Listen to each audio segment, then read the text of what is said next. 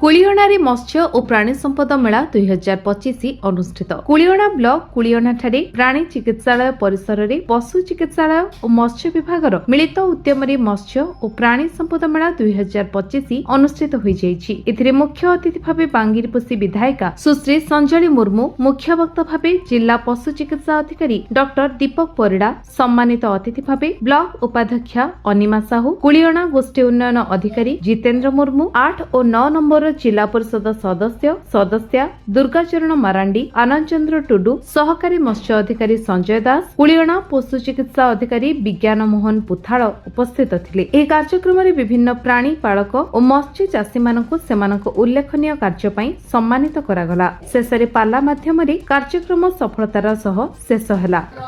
देखो प्रथम थर ब्लॉक स्तरीय जो मत्स्य और प्राणी संपद जो विभाग तरफ आयोजन होती, प्रथम तो सरकार को धन्यवाद देवी, मुख्यमंत्री को धन्यवाद देवी, विभागीय मंत्री महोदय को धन्यवाद देवी।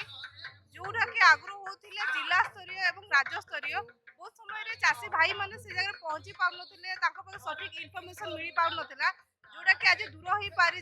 आज समस्त ब्लॉक रे हो पारुची। केवल आज जो कथा कहते नुआपड़ा ब्लॉक रे जेहेतु निर्वाचन होउची ताको छाड़ देकी सब ब्लॉक रे भी चली देखुची चाषी भाई माने भौणी माने एथरो बहुत बेनिफिट भी नौछंती, जानुछंती, निजर जो स्कीम विषय जानुछंती।